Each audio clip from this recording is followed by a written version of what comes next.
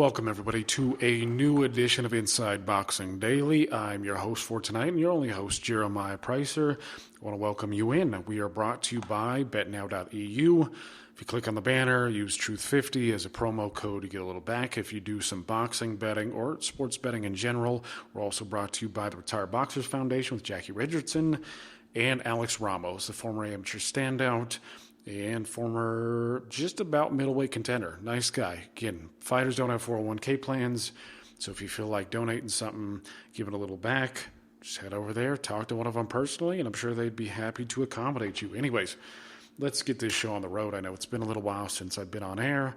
It's the holidays. I'm a little lazy. Hope you're not too mad at me, but I just want to talk really about last weekend's card. I haven't had anybody on really to recap the event, so I'll just give you my personal analysis.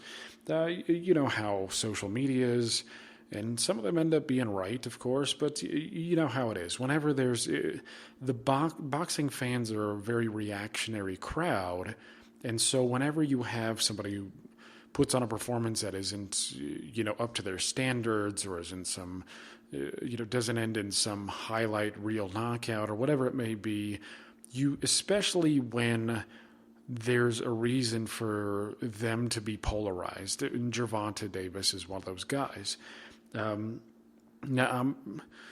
Davis is, because of his association with Mayweather, there's a lot of people who do not like him. There are a lot of people who kind of fall in between. I would consider, I try to be as neutral as I can with some of these people. Of course, there are people who rub me the wrong way, and, I'm not fans with them afterwards, and, that can change. I mean, there are plenty of guys that I've disliked initially, and, then I came to appreciate them or like them a little bit more.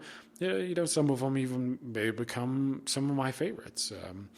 But Davis is one of those guys who seems to draw a lot of ire from boxing fans, and it's not a mystery why. Again, I touched on the Mayweather connection. His attitude. Don't get me wrong, I'm not comparing him to some other guys with, even poor attitudes, but I see, when you look at Gervonta Davis, how you can not like him because of some of the things that he says, the fact that he doesn't seem to stay in shape all year round. I mean, and that's part of my problem with him too, is that even when you look at him at 135, and let's just dive into the Gervonta Davis Gamboa headliner.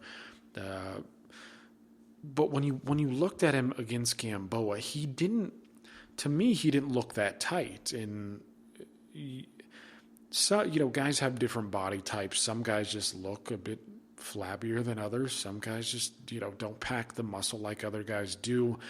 But part of my fear is that it's because he is ballooning up in weight, and his body's becoming accustomed to that. So he's not as ripped as you would like to see. And again, boxing is a different kind of game. Being ripped and certain body types, it doesn't always play, right? I mean, you have anything from guys like Shane Mosley or Roy Jones Jr., where you could see, just about every damn fiber of his muscles. And again, you have guys that just look a little bit flabbier. Maybe Gervonta Davis is one of those guys. I just have a fear that it may be because he's ballooning up in weight, and again, his body is becoming accustomed to it. And I don't like that. I mean, I am a fan of guys who are dedicated year-round. The guys who continuously stay in shape are bona fide professionals like Jean Pascal, who fought on the undercard there. But again, that's a bit of my fear. And when Gervonta Davis initially missed weight, a lot of people were like, it's a big deal. They were getting a lot of flack for it. And then, what was it, an hour later, he came back, he made weight. I think he was 0.2 under 135, so he's 134.8. And then a lot of people are like, oh, hey, everybody's giving him crap. But there were people like this who were saying, okay, well, they were giving Gervonta Davis crap for missing weight, and he came back an hour later and he made it. No problem. It's not a big issue. But I think it did turn out to be an issue, and it may be an issue in the future, is that when you're fighting a guy like Gamboa, who became injured in the fight, and because of his injury, and he was just physically hampered, He couldn't move around the ring that well. Because of that, and the fact that Gamboa was barely throwing any shots at all. I mean, they were talking about some of the punch stat numbers. So it's not as if there was a lot to fear from Gamboa. I mean, he's a decent. I would say Gamboa is a decent puncher at 135. He's not a feather-fisted person by any means. I mean, he hurt Terrence Crawford. I mean, he obviously is not a feather-fisted guy. He's quick, and he's also one of those guys, because he throws in combinations, he increases the likelihood of hitting you with something that you don't see. You factor in his long amateur background, which means he's got a good sense of distance. His hand speed is obviously still quite good. There's a lot from Gamboa that tells me that he's a decent puncher at 135, but he wasn't connecting on a whole lot. I mean, he would throw jabs out from time to time. He was getting countered quite a bit in the early going. And but the point is that he didn't have a whole lot coming back his way. That is, Gervonta Davis. There wasn't a whole lot to fear from Davis or from Gamboa, and yet he just didn't open up as much as he should have, and he really looked fatigued. It's not as if he was huffing and puffing badly, but I think it was even in the 9th round. I think in between rounds, I think he asked one of his cornermen, why am I feeling this way? And, when you're used to fights ending early and blowing guys out and them not being able to handle your power, yeah, I mean, you might be a bit surprised why somebody is lasting that deep with you. And really only one person has gone the distance with Gervonta Davis so far. So it's a statistical anomaly for somebody to reach, the 12th round of a fight with him. But it's just, it was just disappointing because Gamboa wasn't firing hard power shots. He couldn't sit down on his shots. I was under the impression that it was just his ankle, the shoe itself that had given out, and that it was, and that was all. I had no idea that he had ruptured his Achilles, and the fact that he, continued to fight as long as he did with that injury means that the guy is seriously tough. I mean, not only is that a pretty bad injury to sustain in a boxing ring, but the fact that he wasn't really giving it up, right? I mean, it wasn't on his face the whole time. He wasn't, limping. He wasn't grimacing. The fact that he was able to fool a lot of people into believing that it was just the shoe is impressive. I mean, I give him a lot of credit. Not only that, besides fighting through the injury, which he could have bowed out in the very round that he got it, and nobody really would have given him too much, nobody really would have said much about it, because again, it's a bad injury. But the fact that he continued to fight through it, and he took a good number of clean shots from Gervonta Davis, flush on the chin, and he was dropped a total of 3 times, but in that given amount of time, he took a bunch of clean shots and seemed to take them pretty well. I was actually surprised, and it made me think that maybe Gervonta Davis's powers, maybe it's a bit overrated. I want to see him against better guys, guys who are actually top 10 rated, really, really the best in the world. But it was a little, because Gamboa had been dropped, what they say, 14 times going into that fight, something like that. And anybody who's seen Gamboa fight at length, they could tell you that there's context needed there. Right, Gamboa was not seriously hurt in all those knockdowns. Some of it was because he was just opening up and yada yada. I mean, they expanded upon this, on the Showtime broadcast, and it was pretty spot on. But the fact is that Gamboa, he's not. I would say that he's got a decent chin, but it's certainly not great. And for him to be fighting another traditional division above where he really should be, or where he was at in his prime, again, it was cause for concern that Davis wasn't blasting him out of there. And you could see on Davis's face that he seemed to be a little perturbed himself that he wasn't just blowing him out of there, especially with all the shots that he was landing early. But yeah, Davis's work rate was down to what do they say? he was down to like 16 punches per round in some rounds, something like that. Again, I wasn't paying real close to the CompuBox number, the punch stats, whatever they use. Probably the same thing, whatever. But it was just concerning that a guy who just moved up in weight would have such a low work rate. I mean, and it's not that big of a deal if.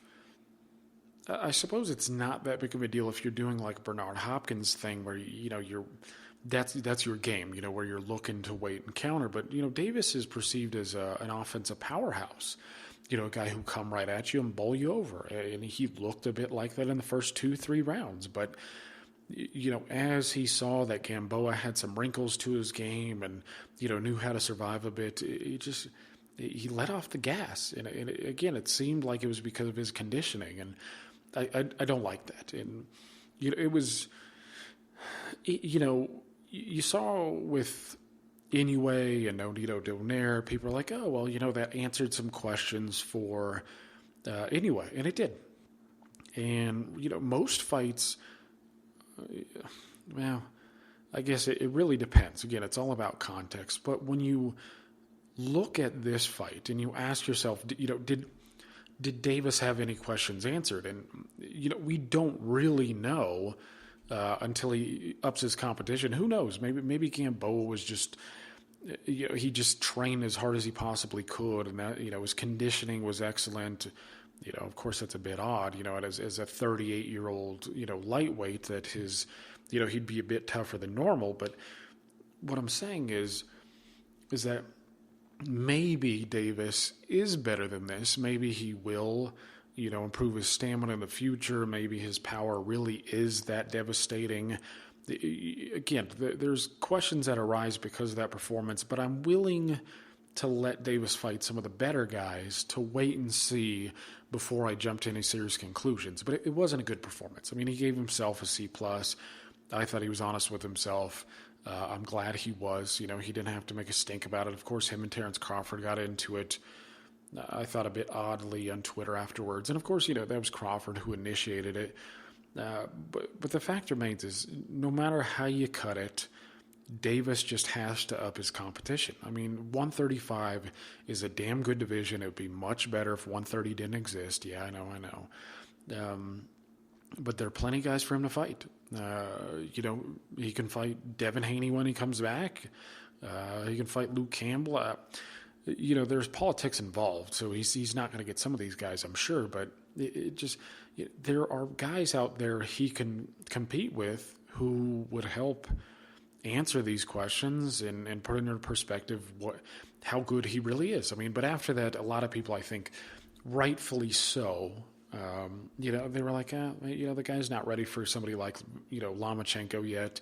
And I think that's right. I mean, I do think Lomachenko is past his best. I thought he was past his best when he moved up from 126. I mean, to me, that's where he could have maximized his potential. And unfortunately, because of the game we operate in, he was playing politics down there too. A lot of the PBC guys like Santa Cruz and Frampton, they weren't going to play ball with him. So, and even some of the guys on maybe what you would say his side of the aisle, like Vatika, he said no, right? Salido blew off the rematch. It didn't seem like there was a lot going on for him down at 126, so he decided to move up. And it's unfortunate. But the thing is that Davis is not quite ready for somebody like Lomachenko yet. And I don't think they're going to try to put him in the path of Lomachenko. I don't think that's going to happen. There's been a lot of speculation. Actually, somebody, I can't think of who it was, but somebody made they took like 4 of Gervonta Davis's tweets and put them in a picture. And, in each and every one of these, so 4 consecutive years, Davis is pretty much like, I don't need to fight Lomachenko. He's not that big of a deal. I'm the money man, whatever it is.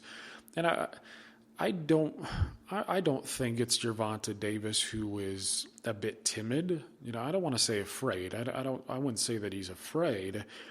I don't like using that kind of language when we're talking about boxing. I mean, it's a tough thing getting in the ring. It can be scary, and guys operating at, the highest levels or, almost the highest levels, typically they're not afraid of much.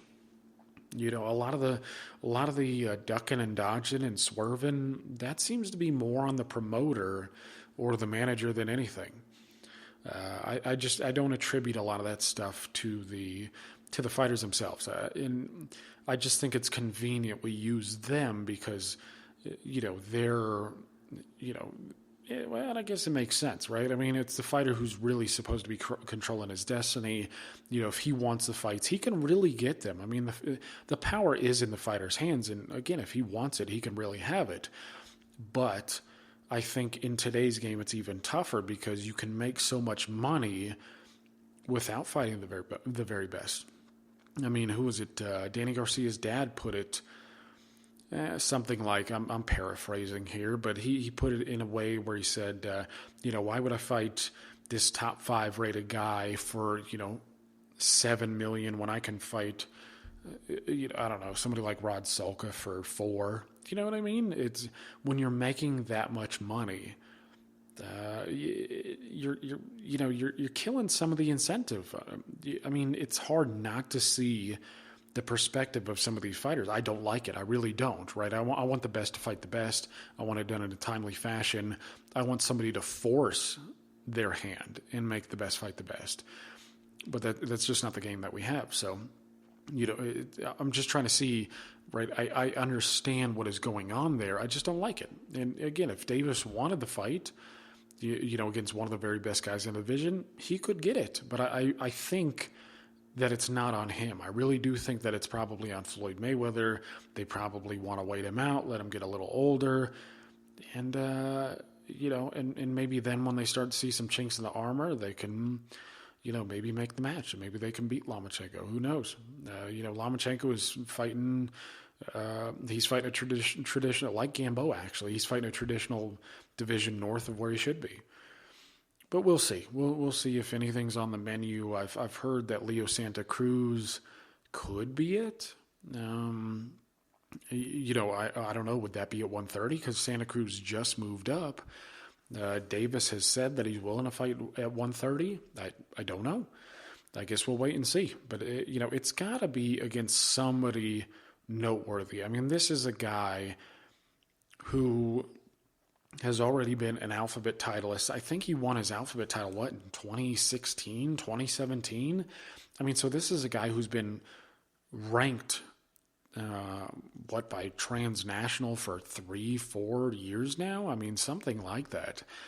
And, for him, to scan his resume and see that Jose Pedraza is the best thing that he's got on there, It just doesn't say anything.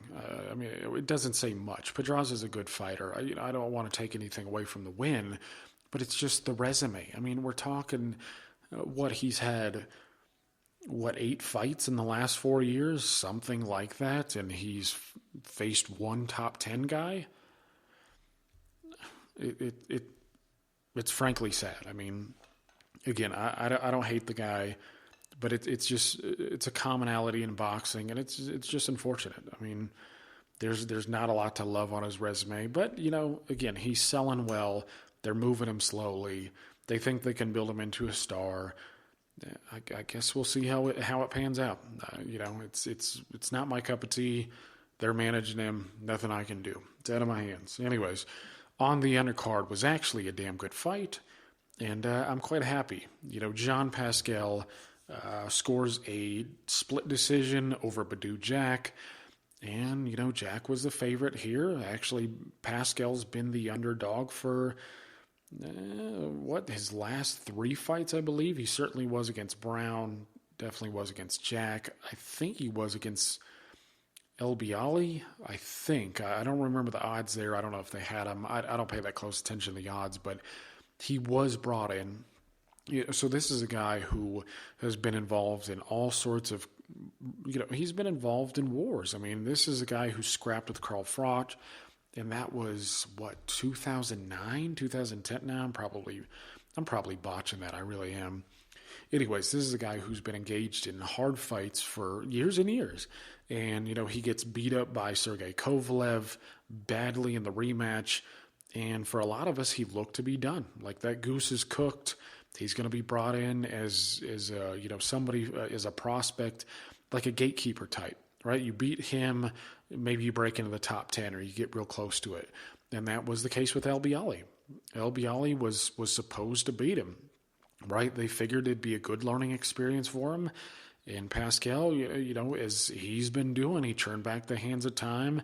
He ended up winning there, went to Marcus Brown, ended up beating Brown as well. And then here, a lot of, myself included, because again, I was rooting for Pascal, to be honest with you, but I thought Jack was going to win. I just thought he had more in the tank. You figure at some point Pascal's he's got to hit the wall a little bit harder, and he's not going to be able to get it done. But once again, he pulled away with the decision. I didn't think there was much controversy to it. It seemed as if most people had Badou Jack winning. I didn't have a problem with that, but the fact that Pascal won, I think that's reasonable. It's certainly conceivable. I mean, you look at the judges' scorecards, and I usually don't cite judges' scorecards because there's a lot that's bad a lot of times, and they gave the first 5 rounds to Jean Pascal, and I didn't think that was off the wall. I didn't think it was crazy. I mean, there were some closer ones, throughout the fight that I think, how Chris Mannix shades them gray when he scores them.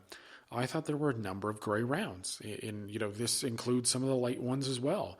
To me, it's not as if Jack, just from round 7 swept everything. I don't think that was the case.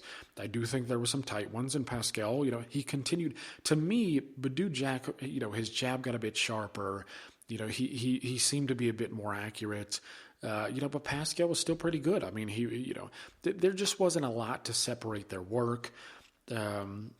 And I also think that Jean Pascal's knockdown was, again, they were both scored knockdowns, but that last one, it's like you saw a lot of people complaining about the decision and about how Jack deserved it. But I mean, was that thing in the 12th? Was that really a knockdown? Right? I mean, yeah, I get it, man. I don't know. I didn't feel like that was a knockdown.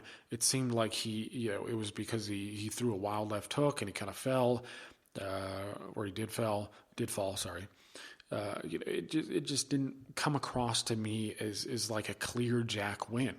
Again, I saw a lot of people who know boxing real well score for Pascal. Again, I saw most people score for Jack, but I just didn't see any problem with the decision. And I was happy. I mean, because Pascal is a professional, unlike Davis, who we have question marks about. Pascal has he's answered all of his questions a long time ago. I mean, what he is, who he is, and he's a pro, man. I mean, he stays in shape. He's been fighting at 175 for what, almost his entire career. Did he fight Froch at 168? I think he did, but I mean, we're still not talking about much of a difference here. It's not as if he's gone up to cruiserweight. He hasn't, come in fat or flabby or any of that. I mean, he shows up and he fights pretty much the same way every time, but he's tough. He gives his all. I mean, he's a commendable figure. I like him a lot. I mean, and I think he's a bit underrated there because he was also the real light heavyweight champion of the world. So it's not as if this guy has been just a contender. Of course, the alphabet trinket stuff that was involved with the Badou Jack fight, that's nothing, man. I mean, Pascal is not a champion. He holds some secondary alphabet title. Nobody should really care about that. That shouldn't even be the narrative. I mean, he's a former light heavyweight champion who is still knocking off guys who are rated in the top 10. And he's doing it with guts. He's doing it with guile. He's doing it with power. He's still got some craft. I mean, the knockdown against Jack, I mean, that was smart stuff. I mean, he looked downstairs and then he threw an overhand right and got the knockdown. I mean, he's a good fighter. And, I like the guy a lot. It's just, as I've gotten older, I've learned to respect those guys a bit better because it's a tough game. A lot of people don't last. And so for, Pascal to keep on ticking, I'm happy about it. Good for him. The only problem is where does he go from here? Who does he fight? And, I think a Jack rematch is fine. I wouldn't mind that at all. It was a damn good fight. It was worthy. of them redoing it. I wouldn't mind if he had a rematch with Lighter Alvarez, who, fights out of Canada as well. Yeah, I think those would both be good fights, because you cannot. Pascal has already shown, that he's not up there with the very best guys. Putting him against somebody like Artur Beterbiev he's not turning back the hands of time in that one. I mean, Beterbiev has shown susceptibility. I mean, he has been hurt. There's always a possibility, right? It is boxing. Plenty of big upsets have happened. We all of us have had to eat plenty of crow in the past. But I'd feel pretty confident that Pascal is going to take a beat down against somebody like Artur Beterbiev. He already showed that he's not on the level of Bivol. He's just not quite there. So I think what you do at this point is you maximize, his earning potential. If Alvarez is the most money he's going to get, I say go with that and cash out. He lost the first time, but so what? Maybe he wins this time. Who knows? Alvarez took a, decent little, he didn't really take a beating, certainly not on the level that Pascal took in the rematch, but, Alvarez took some hard shots against Kovalev in the rematch, so I don't know, maybe things have evened up a bit. I don't know. I don't really care. The point is that I want to see Pascal against a guy he can conceivably beat, but somebody who will also earn him a lot of money. I just don't want to see him thrown in there with somebody who's gonna beat him down. I don't want to see that. I mean, they just need to be a bit smarter about his career at this stage.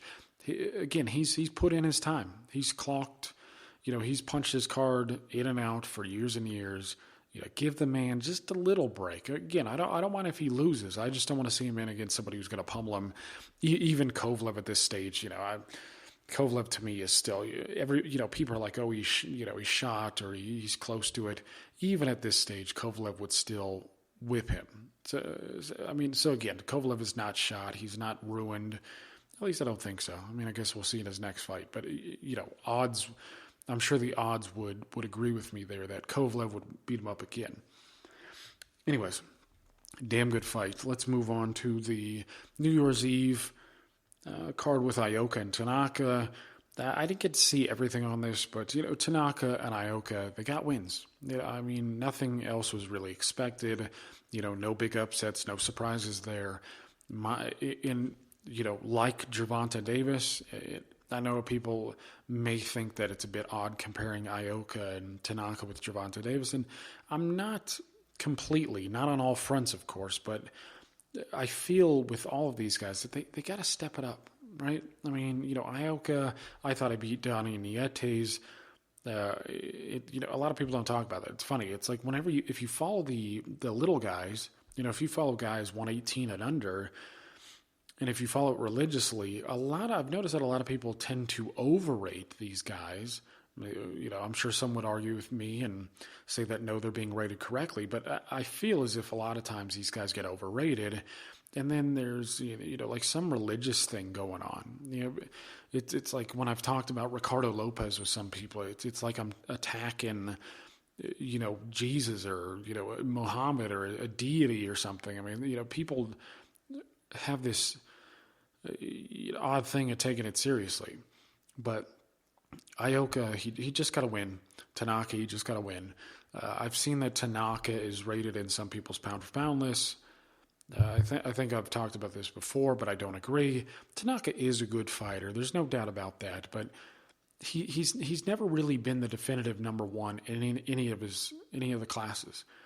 He may have ranked number one, but has he become the champion? No, he's never become the champion. And here's the thing about 112 is, and it's the thing I find odd too with boxing fans, is they will forgive people like Tanaka. Like if Tanaka jumps up to 115, just about nobody's going to bat an eye. And I find it weird. I find it weird that guys like Inoue and Tanaka and all these others, they can just skip through all these divisions, winning alphabet trinkets, not fighting the very best in their divisions, or at least not solidifying themselves, and it's okay. I don't know. I don't understand it. It's like Tanaka's a good fighter, obviously, but pound for pound, I don't think so. He's a good fighter, but pound for pound, no, he's not. let's see him. So he's at 112, a traditional division, flyweight. Let's see him in against Methylane. Let's see him in against Delakian. Let's see him in against Martinez. I mean, there's 3 potential opponents there. If you could have 2 of them fight each other, I mean, do a World Boxing Super Series on the shit. It doesn't matter to me, but I want to see the best fight the best. Is it clear to me that Tanaka is the best flyweight in the world? Not to me. And that's why I don't understand why people, rate him so highly. I saw a list yesterday and they had Tanaka number 7. I don't get it. Again, I'm not saying that he can't possibly be a pound for pound, but who's he beating to get there? And when you start pointing, at 108 and listen, he didn't beat anybody in Transnational's top 10 at 105, yet he still held an alphabet title. And so that's my thing is he beat, right. He had a decent run at 108 and his best has come at 112 so far, but he's not becoming the champion of these divisions. He's not beating elite level fighters. So to me, it just all seems a bit premature. And when I watch him, I don't think this guy is on the level of Estrada. I'm not even sure he's on the level of Ioka yet. I mean, Ioka that is a guy that I do think is genuinely underrated. I mean, I thought he beat Nietes. It seemed like most people that I saw thought he beat Nietes, and some people rate Nietes pound for pound. I mean, anyways, Ioka, I like him a lot. I mean, he's put in his time. He's a good fighter. But my thing is with Tanaka is that I want to see him against the very best in the division. Again, we got 4 guys near the top who, if they just fought each other, right? You could have Martinez versus Methylane and Delakian versus Tanaka, or however you want to pair them. It doesn't matter to me.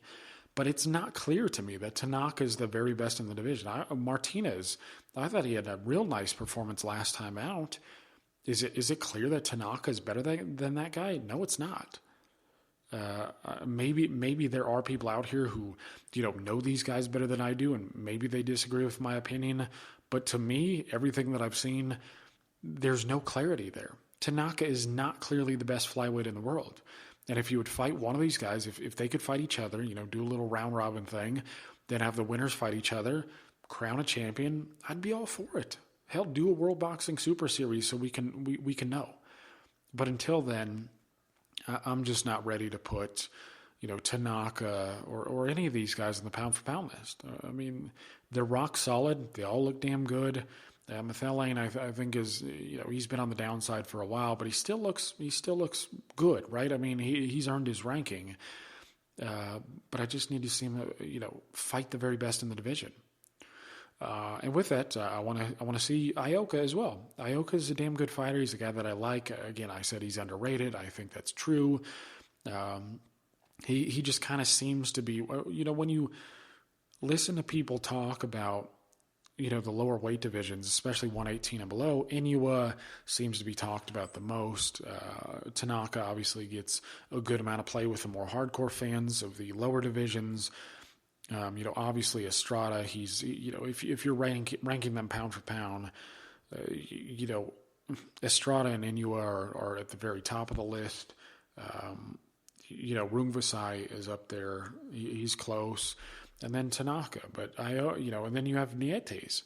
So it seems like he's just kind of pushed down the pile, and I think he's up there with them. Not Inoue, of course, not Estrada, not I wouldn't say he's near the peak, but if you put him against Rungvisai, if you put him against Estrada, if you put him with any of these guys, minus Inoue, who I think is a bit too big for him, but if you put him with any of these guys, I think he's going to be competitive, and I think some of them would be questionable. I mean, if you put Ioka against, Rungvisai, I think that's a tough fight. I really do. I think Estrada would have a tough time with him too. Anyways, Ioka won. He's got to step it up. I mean, 115. It's not a division that I like, but it's top heavy, right? You have Estrada, you have Rungvisai, you've got some other good fighters there. Put him in against one of these guys. I don't need to see these if they're doing big domestic showdowns, Ioka's a world level fighter. He should be fighting world level fighters. I don't need to necessarily see him fight, the best in Japan or whoever it may be, or Asia. I want to see him fight the very best guys available. It's just, I don't even know why I have to keep saying this, but it just feels like too many guys get too many passes. I mean, make the best fight the best, right? I don't, enough with all the, these guys only fight 2 times a year. Every single fight should be hard. That's all there is to it. I don't know. You shouldn't be getting soft touches. Unless you take a serious ass whooping or something, yeah, I'm fine with that. If you're a world level fighter and if you have the number 1 and number 2 guys fight in a division and the number 2 guy gets his ass whipped, okay, I'm for a guy, taking a softer touch after that. But if you're still a world rated fighter, the next fight should be a tough one. But if these are competitive fights, right? If the number 3 and 5 guys are fighting and it's a close decision and neither one are taking that much punishment, no, they should be fighting tough fights. Anyways, speaking of some of the lower divisions, it looks as if Yafai and Gonzalez may be getting together here this year. I'm looking forward to that one. I actually think Yafai is probably a bit too quick, a bit too young for him, but he hasn't looked that spectacular. He hasn't looked spectacular at all, in my opinion. But he's still a good fighter. He's still ranked highly, and I actually think that this is Gonzalez. This is probably his best bet to win an alphabet trinket. I think it's an interesting fight. Gonzalez looks past it. He looked good in his last outing, but he was fighting a no-hoper. And to me, he just looks old.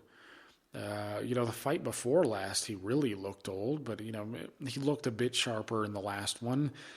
He's got a chance here, I think, but, I'm going to favor Yafai. Probably a decision, but I don't know. We'll see. We'll see how that one plays out. That one's going to be interesting. I know a lot of people are, including myself, are going to be rooting for Gonzalez. Just like Pascal, we'd like to see those old pros turn back the hands of time, put in another good performance, relive their glory days a little bit. And Yafai is not a damn good fighter. I don't care about the alphabet trinkets, but Gonzalez is, he's going to solidify a ranking. He'll still be looked at as a contender. I don't see any reason for him to get a Gonzalez or an Estrada rematch or, fight Rungvisai once again. But he's fighting a ranked fighter. I'm happy about that. We'll see where he's at. We'll see if he has anything left. Anyways, with that, I'm going to end this episode. I'd like to thank you guys for tuning in. It's much appreciated. And Happy New Year. It's still the 1st of January as I'm saying this. And, everybody who's followed me, giving me well wishes, anybody I miss saying Happy New Year to. I've got, over 1,000 friends on my, my Facebook page. I don't interact with all of them, obviously, but, if I miss saying Happy New Year to you or, we didn't interact around that time, Happy New Year, man. I wish you the best, and everybody who's followed me, given me a kind word, whatever it may be in 2019, thank you. I appreciate it. Anybody who tunes in, I appreciate it. There's been some real good guys who I've met along the way, hardcore boxing fans I love chopping it up with, and, maybe we'll meet in the future if I'm ever out that way. So for Jeremiah Pricer, you've been listening to The Grueling Truth, where the legends speak.